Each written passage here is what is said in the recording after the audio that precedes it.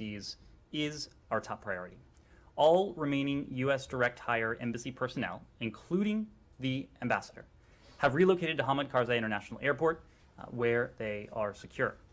The Department of Defense is working to restore a safe and secure environment so that military and commercial flights can resume. Now, of course, the situation is evolving quickly, and we will communicate information to U.S. citizens as rapidly as possible. In the meantime, we are asking U.S. citizens to shelter and not to travel to the airport until they hear otherwise from the Department of State. We also continue to pursue all options to relocate interested and qualified Afghan SIV applicants and their immediate families, as well as other vulnerable Afghans. We remain closely coordinated with our international partners on the ground and around the globe. We've been engaging tirelessly with our partners in the international community. You may have seen last night, the United States organized a joint statement with 98 signatories calling on all parties to respect and facilitate the safe and orderly departure of foreign nationals and Afghans who wish to leave the country.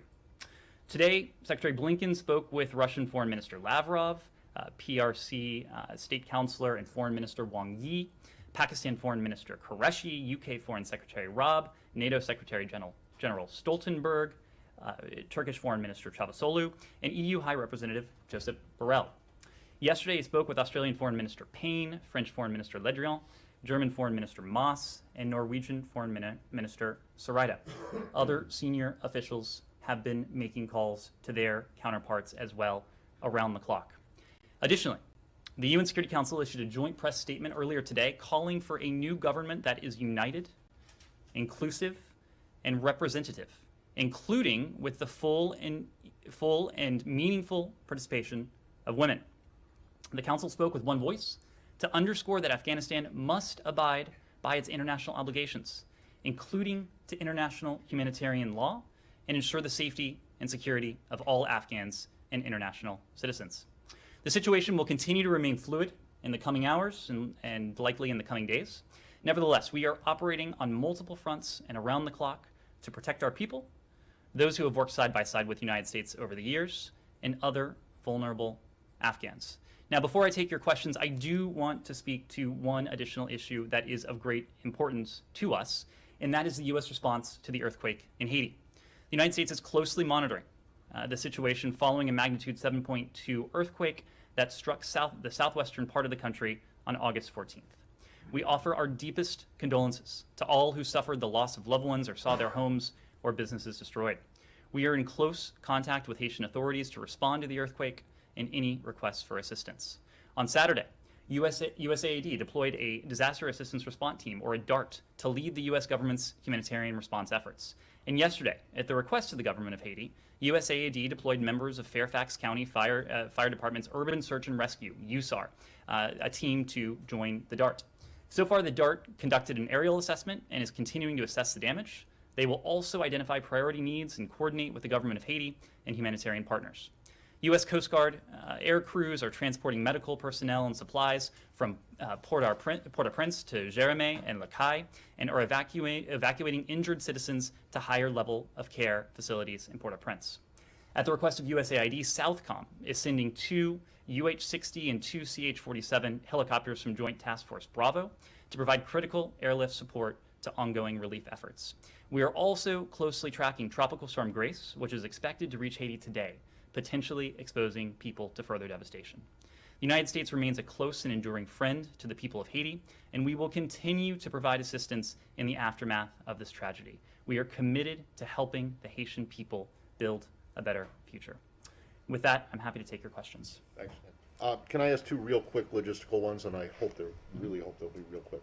One, other than the threat, I guess you could call it, to respond militarily if the Taliban interfere or get in the way of any of the evacuation efforts, is there any kind of agreement that's been reached, or any kind of an arrangement that has been reached with them about the presence of the U.S. military at the airport, or are they just basically there at kind of the pleasure of the Taliban, as it were, until they decide that they've had enough and they start, I don't know if they will or not, but whether they start to resist the fact that the airport is not under their control.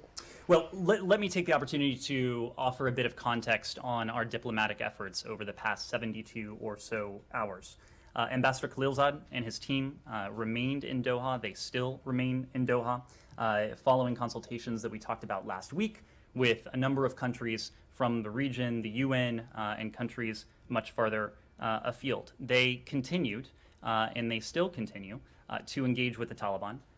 They continue to engage with the Islamic Republic, that is to say, the government of Afghanistan representatives.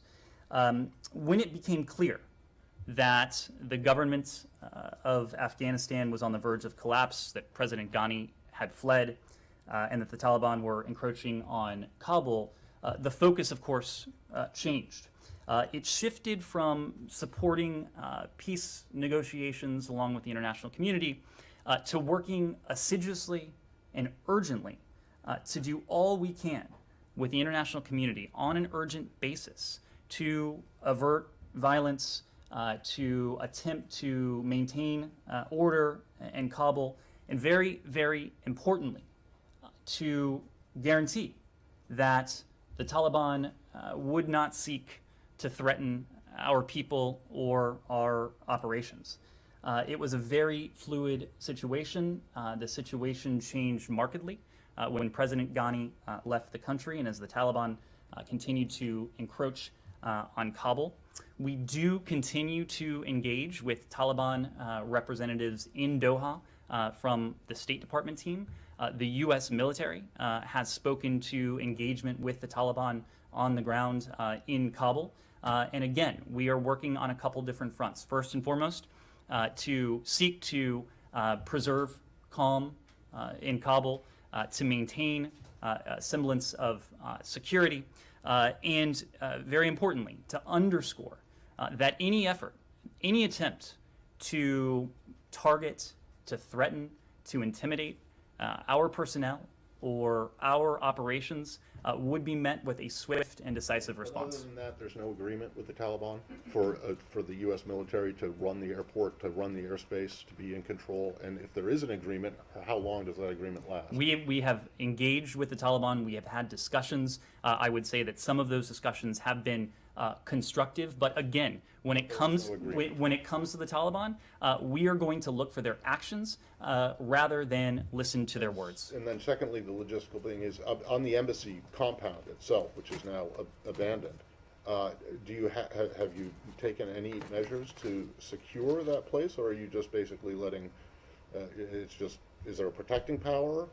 Is it open area that anyone can get into now if they can get over the fence? Are you prepared to leave it just sit there? Well, as you know, Matt, we confirmed last night that as of late night Eastern, all of our civilian personnel located at the embassy, chief of mission, those operating under chief of mission authority, had safely relocated from the embassy compound to Hamid Karzai International Airport. As you also know, the embassy is in an area that has been heavily fortified.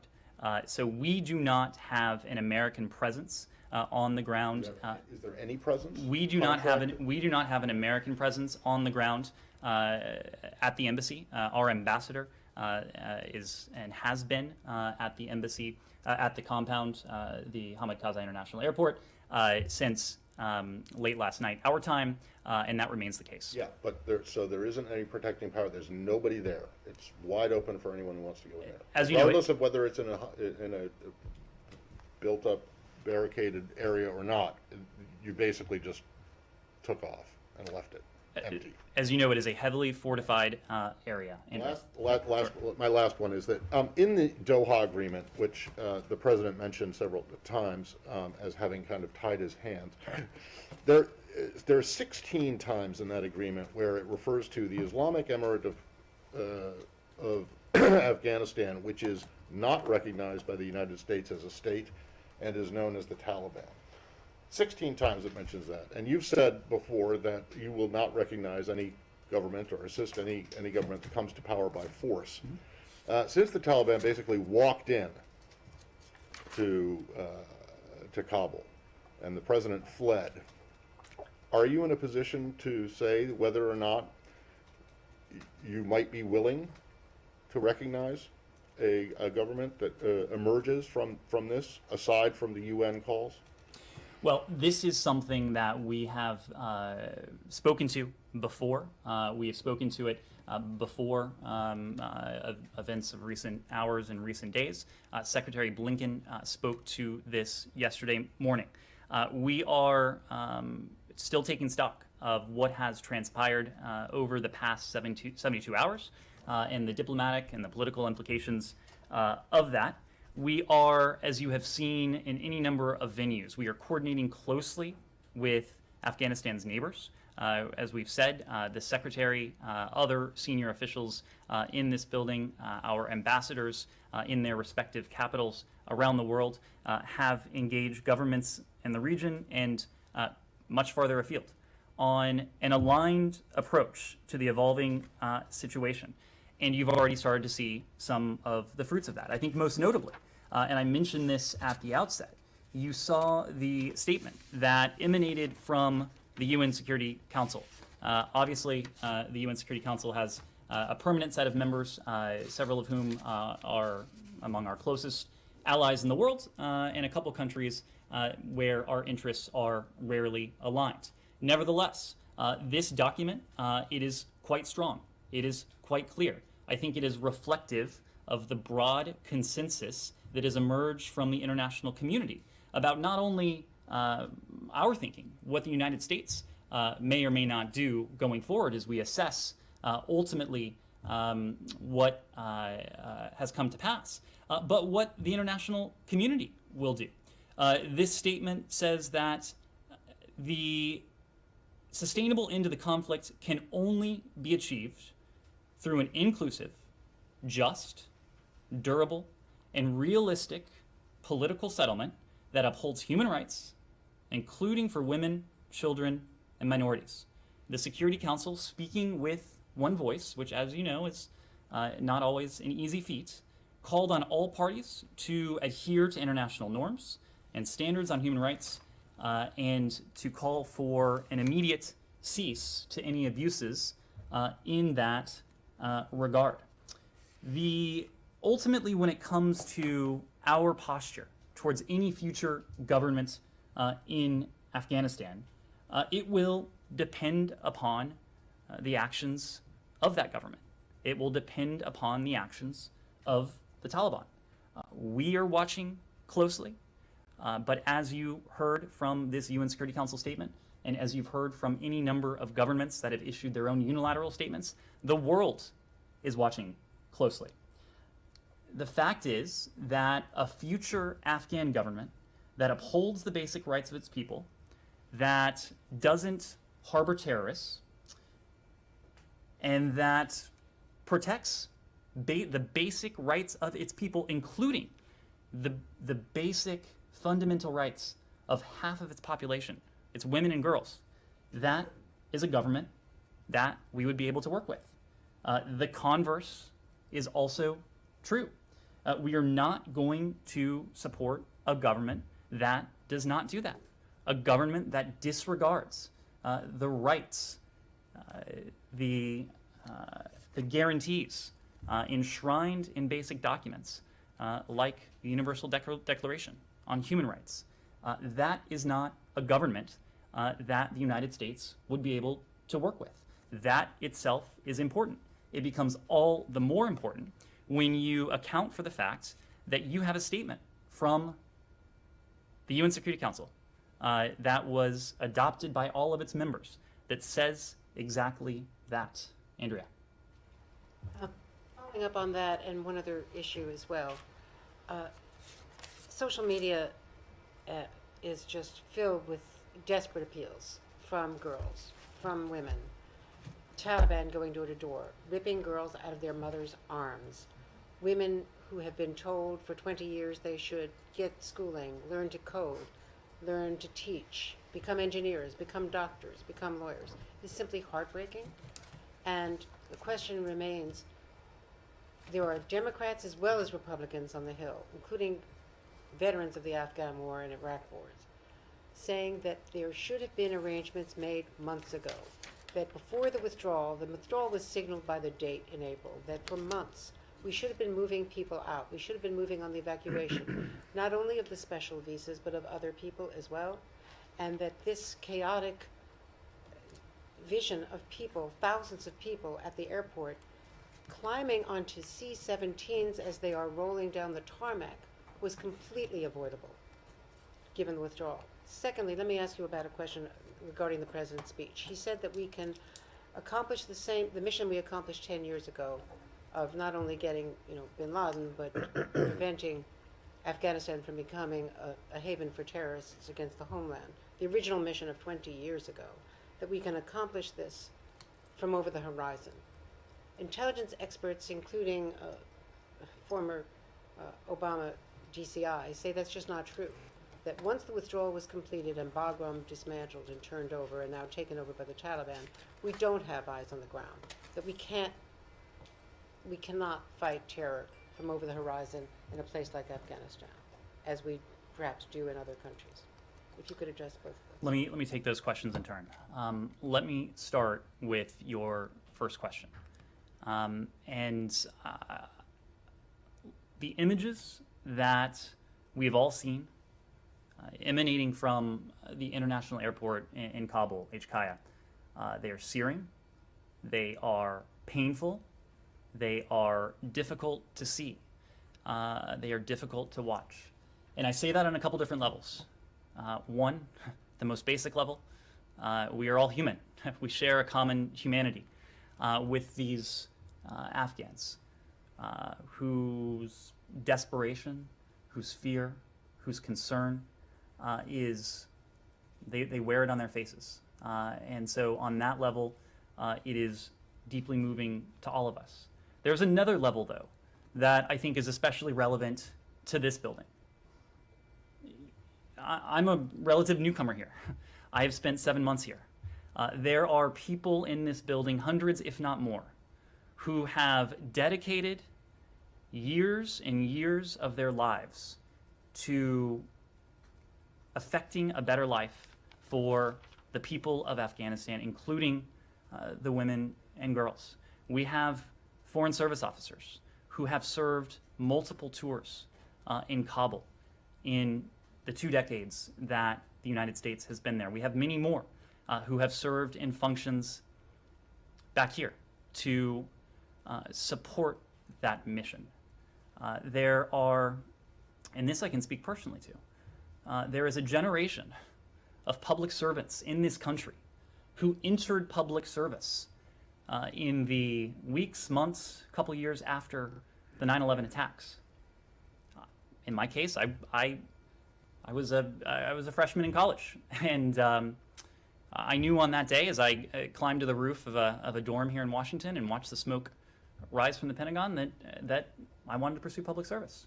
So many of my colleagues have a similar story. It unites us. It unites many of us as public servants. So it's also painful on that level.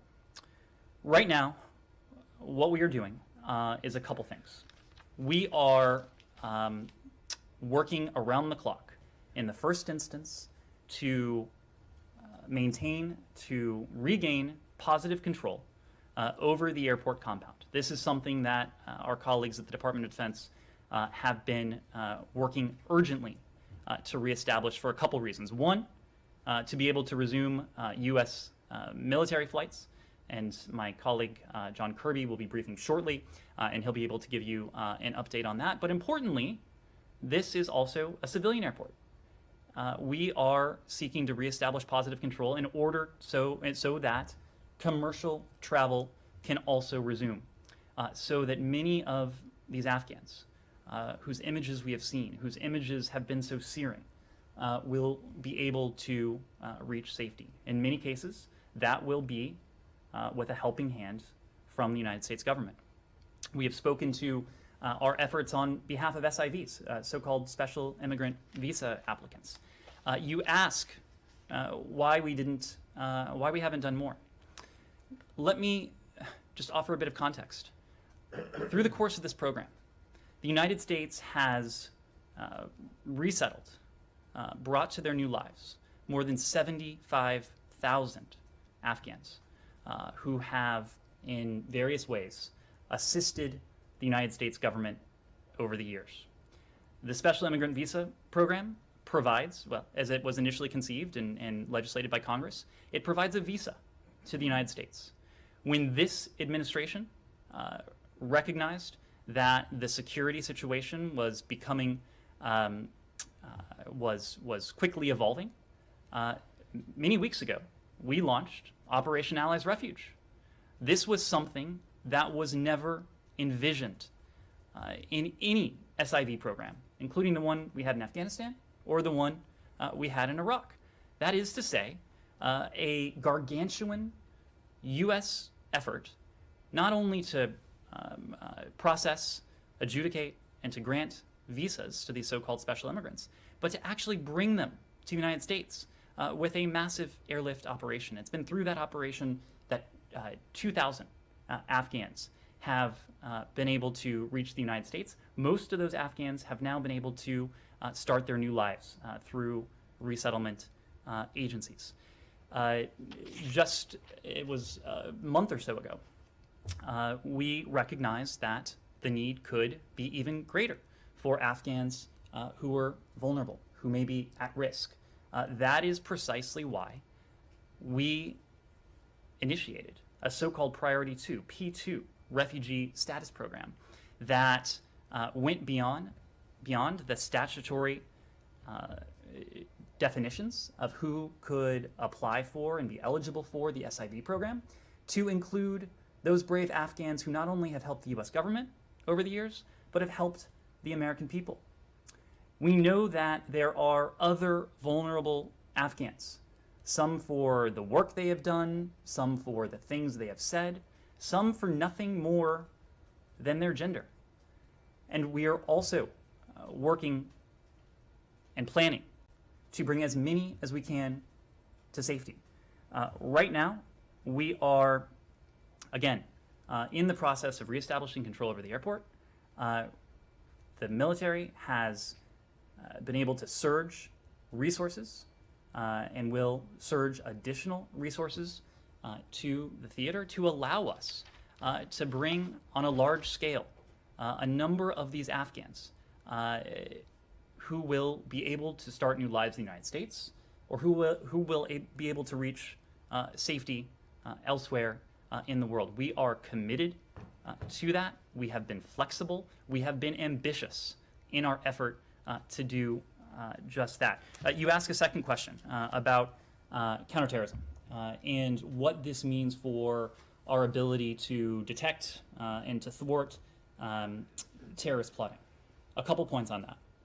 Number one, the United States has built up the capacity to detect, disrupt terrorist plotting, terrorist networks in ways that were, in some cases, unimaginable prior to 9/11. That is to say, our tactics are effective, they are proven, and they go well beyond what this government would have been and was able to do prior to 9/11.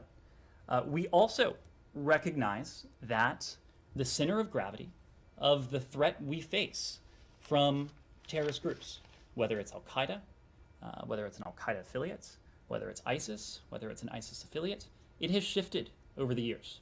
Of course, the center of gravity, the locus of activity, was in Afghanistan on September 11th, 2001. It hasn't been there in years.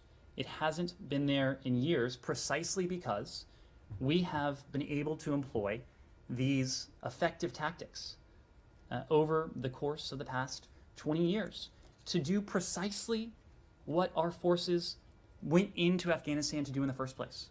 That is to decimate the network that launched, that conceived of, directed and launched the 9/11 attacks, and ensure that they can't regroup on Afghan soil. We are confident.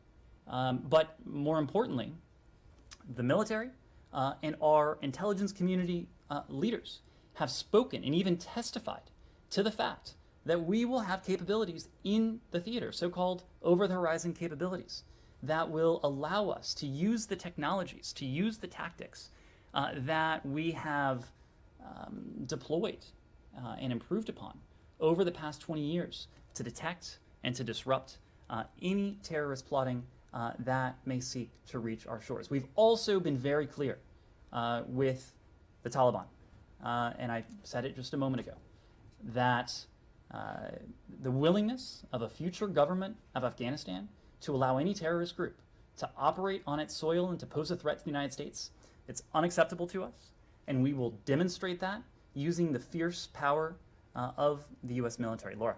So to follow up on that, and also to let you know, I have kind of 3 buckets of questions. I'll be succinct in asking them. What is the, when the United States, when Ambassador Khalilzad talks to the Taliban and says, these are the actions we expect the Taliban to adhere to in order to be considered a legitimate government, what is your level of confidence that the Taliban will agree to that, especially when it comes to the fate of women and girls in Afghanistan? So that's question 1. If you want to, I can give you the other ones. Please. Great. Okay. So number 2, I'm curious about, you started off by saying that the State Department is urging, the embassy has urged Americans in Kabul to not come to the airport for evacuation, to shelter in place. But as we've discussed in this room, there are tens of thousands of Americans, probably dual citizens, who are spread across Afghanistan, who have no ability to get to the airport in Kabul in the first place.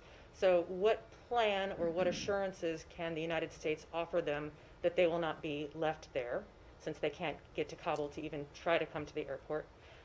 Third, when the Secretary spoke to President Ghani on Saturday, I'm curious if he knows where President Ghani was at that time, and if he was aware that President Ghani was about to was either going to flee the country or at least step down from government. Let me take those in turn.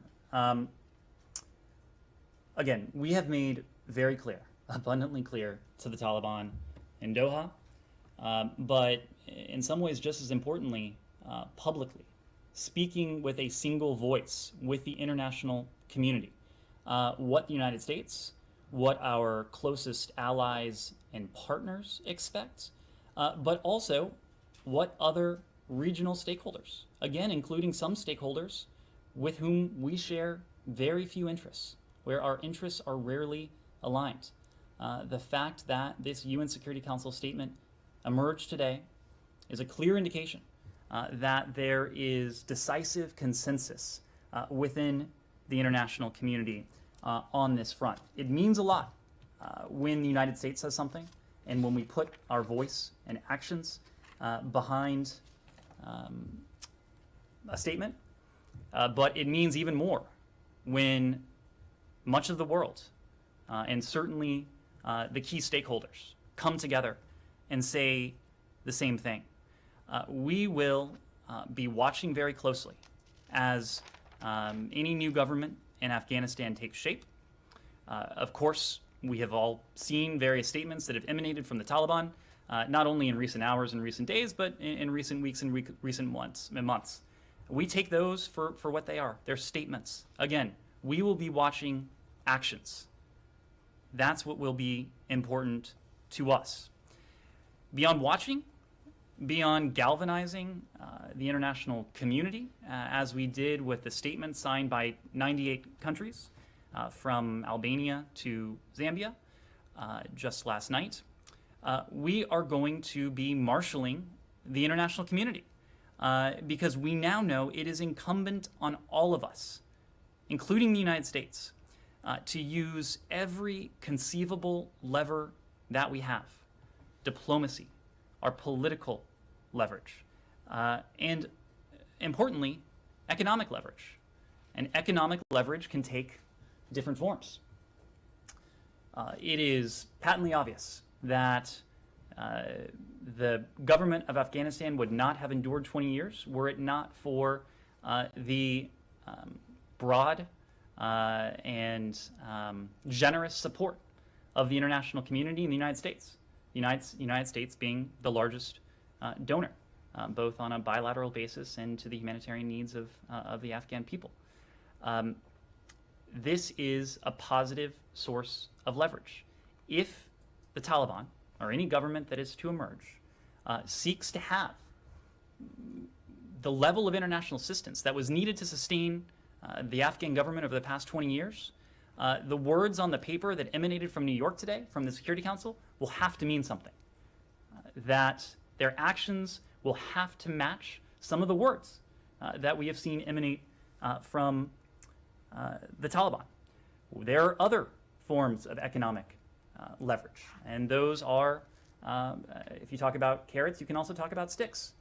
And the United States, the UN, the international community has the ability to impose fairly dramatic costs on any regime that were to take shape that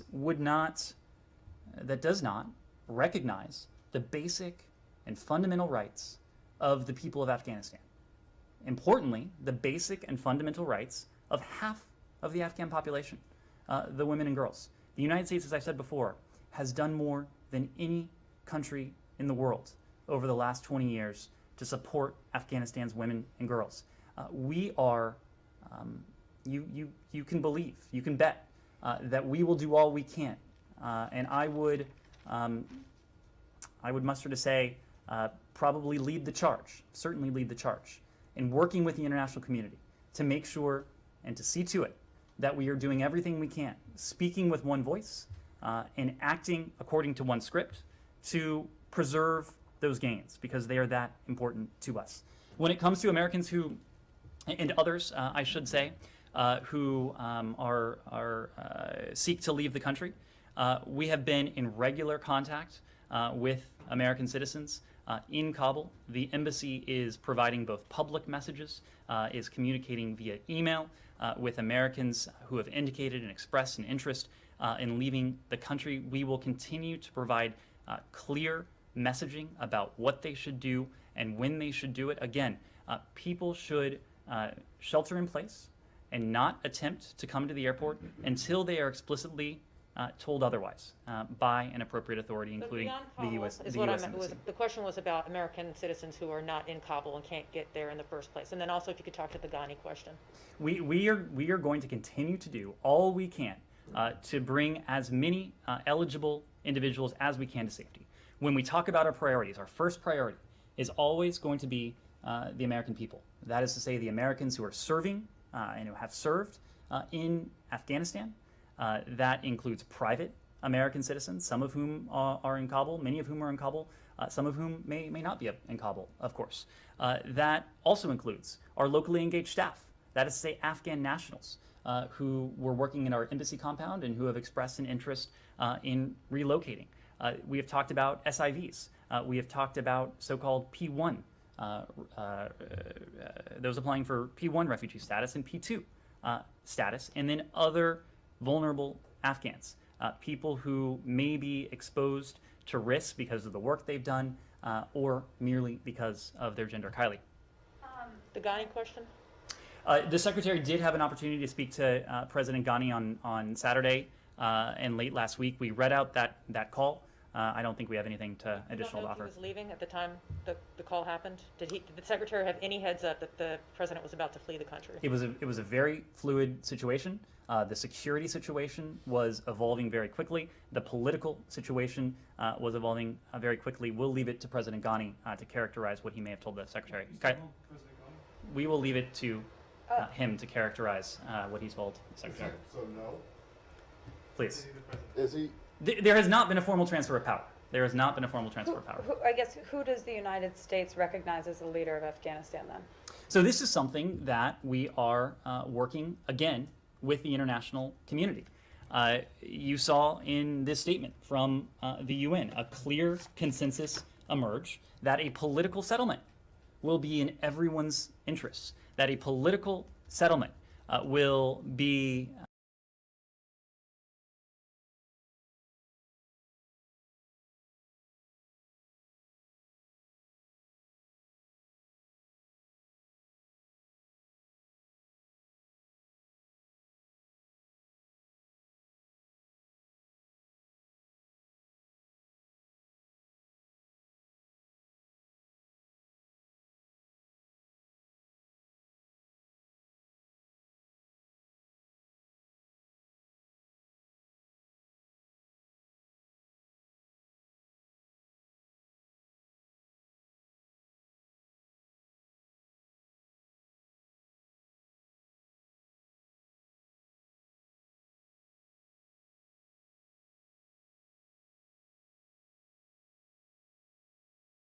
You've heard from this president, you heard from him today, that his top priority is the safety and the security of the American people. And so we will seek to maintain a presence on the ground right now at the Hamid Karzai International Airport for as long as it is safe to do so. As I said before, DoD is working urgently around the clock to reestablish positive control over the airport so that both U.S. mil aircraft and commercial aircraft can land and take off. The U.S. mil aircraft is important for our SIV relocation efforts. The commercial side of the airport is also incredibly important for the capacity that it would lend for other third-party nationals, for Afghans, and anyone who may not be affiliated with a U.S. government program to be able to leave the country if they should choose to do so. So we are going to maintain a presence on the ground for as long as it is responsible and safe for us to do so. During that time, the Department of Defense, working in tandem with the Department of State, we will be working around the clock to relocate as many eligible individuals as we can. So Rosalind. you don't want to give a specific number at this time? Just to So be clear. we're not in a position to give a specific number at this time because it is a fluid situation and it will be dependent on the security situation on the ground. The forcing function here, the guiding principle, will be the safety and security of our people. As long as we deem that our public servants serving at HKIA are safe and secure, we will be engaged in an ambitious and an aggressive and around-the-clock effort to relocate as many individuals as we possibly can. Rosalind. I want to follow on that. How many U.S. citizens and possible dual citizens are in Afghanistan? There's a number floating around, about 10,000 or so. And then following on that, yes, the U.S. State Department is committed to taking care of U.S. citizens. I appreciate that personally. But if things really go sideways, is this government willing to not transport any Afghan citizens, any citizens who perhaps are working for NGOs or for the United Nations, and focus solely on getting Americans out? Should people be getting their hopes up, I guess is what I'm asking. One, on the question of how many U.S. citizens may be in Afghanistan, it is not a tally that we keep in the context of Afghanistan or any other country. We have files. The embassy has been in touch with many of these individuals, but it is not a figure that is readily available to us precisely for the reason that you mentioned. It is incumbent on Americans in any given country to reach out to the embassy, to notify the embassy of their presence. There are many dual nationals who are also part of the equation as well. So we're just not in a position to give a firm figure. When it comes to our relocation efforts, again, we are going to be guided by one criterion, and that is the safety and security of the American people. As long as the U.S. government, calling on all the information at our disposal, deems that it is safe for Americans to remain and to be operating on the airport compound, we are going to be engaged in this ambitious, in this aggressive, in this around-the-clock effort to relocate as many individuals as we possibly can. I'll take a couple final questions. Nick Kristof, the New York Times columnist, said basically every person who ever cooperated with the U.S. in any form or fashion over the last 20 years, the U.S. should just round everyone up, get them out of harm's way, and then figure out the visa situation later. Is that an outside possibility? Well, that's a generalization, obviously, but it is not that dissimilar from what we are engaged in. As I said before, there are several different classes of individuals. We are, on an urgent basis, making preparations to relocate. In the case of SIVs, that has been in process for some time now. In terms of other individuals, some 1,600 individuals, not including the 2,000 SIVs, have been airlifted out of Afghanistan on U.S. military aircraft in recent days. We are, of course, prioritizing American citizens. We are, of course, first and foremost, American.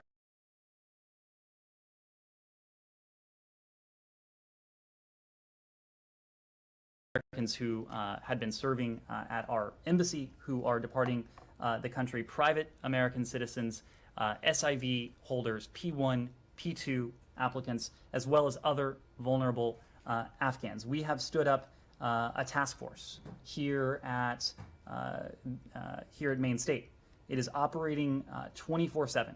It is coordinating the department's planning, management, logistics related to this rather large, rather complex, and undeniably urgent operation.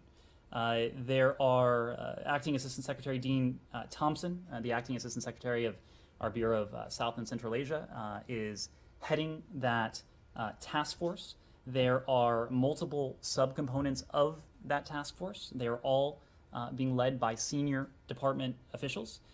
The various lines of effort include SIV relocation, logistics, embassy staff, U.S. citizens, Afghans at risk. This is, again, an ambitious, aggressive effort to bring to safety as many individuals who might be interested in doing so for as long as we can. Will. Yeah, does that 1,600 include American embassy personnel? Have any of those left? How many of those are at Hamid Karzai Airport? And are there other U.S. personnel who don't respond, don't up to the chief of mission, who are not at the airport but at other parts of the city? Just wondering for kind of a breakdown, as best as you know it, or as of a given time, how many American personnel are at the airport, how many have left, how many might still be in the city?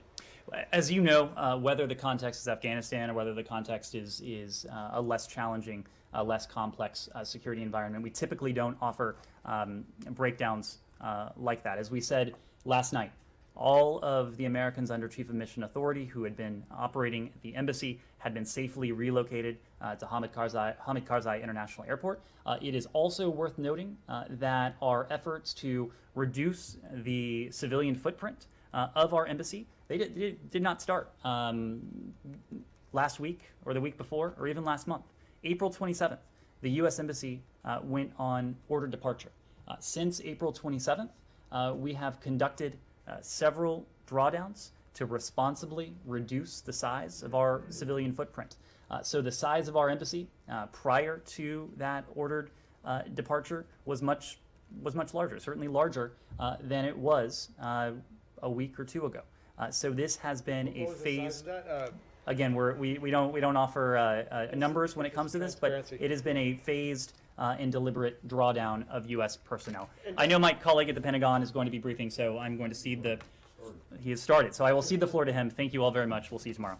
Hey, Ned, on that number, so does that mean 3,600 total are at 2,000 SIVs and families, and then the 1,600 you just mentioned? That's right. So 3,600 now since the